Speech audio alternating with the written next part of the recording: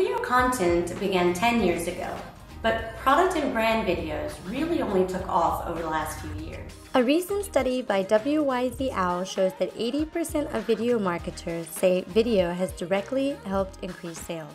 At the same time, 46% of first-time video marketers began using video content in 2019 because they believe in-house creation is becoming easier and more affordable. Through online interviews, we gathered some information and tips for best practices. Sprout Video is a video hosting and live streaming platform with video marketing, analytics, and privacy tools. 87% of video marketers have directly attributed increases in traffic to video on their website.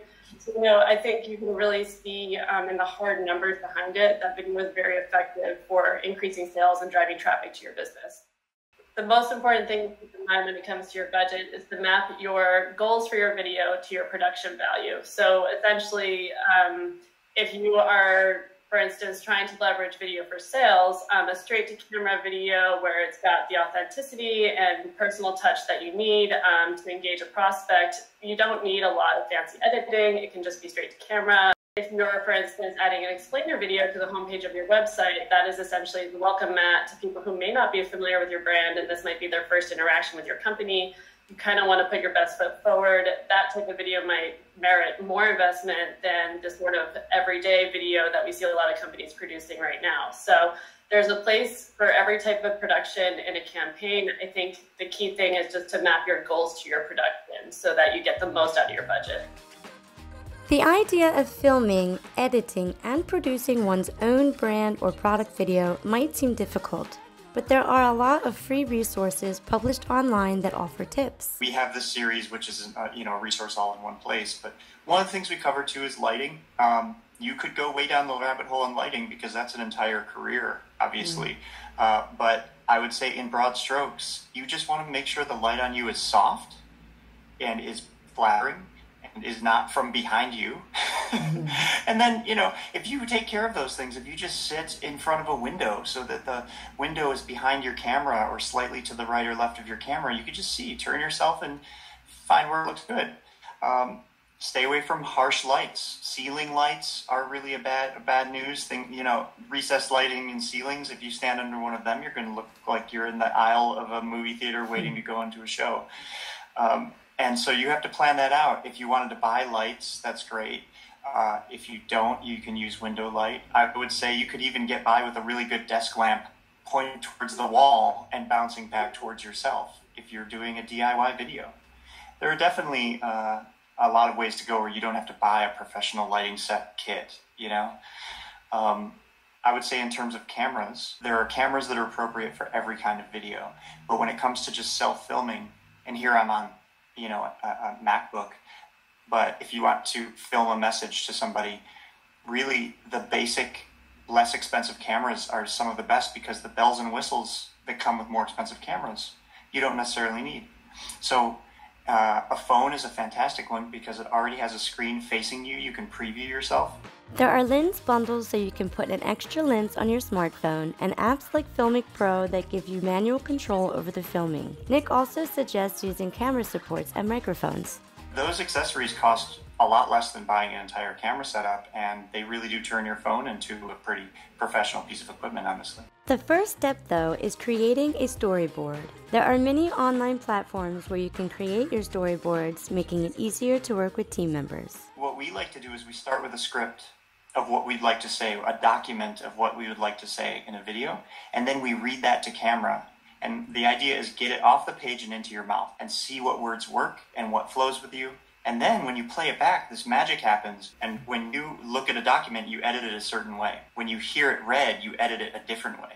So bring it into an editing software and cut it once it's already on film and get it onto film and then record a final. And the difference in your final message is going to be huge. Video editing software or online editing platforms allow you to upload footage and organize it to fit your content needs. Wave Video is an online membership-based tool made to help facilitate the editing process.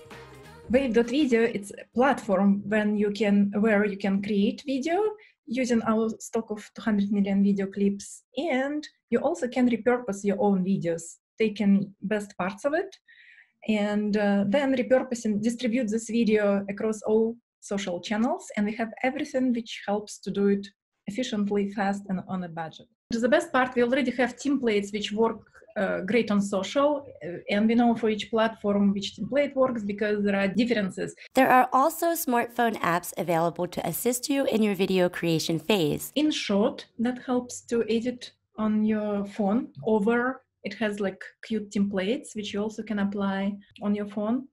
Ripple also have some templates. Sometimes you don't want to work on your phone because it's limited. Sometimes it's more convenient to work on your desktop just because it's bigger and it's just more comfortable. Once you have your fully edited video and are ready to publish it, you will need to choose a hosting platform. A video hosting platform converts a file that you upload into a format that works for viewers no matter where they are and no matter what their connection speed is.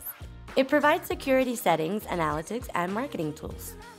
When you think through your goals for your video and you're looking at different video hosting solutions, it's really important to consider your specific needs. So do you need marketing tools? Do you need video privacy settings? Do you need customer service that's really hands-on?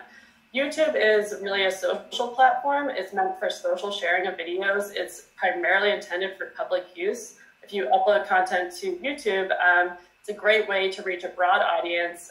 It's the second largest search engine in the world, specifically just for video content. So if you're not present there, you could be missing out on very important organic search traffic.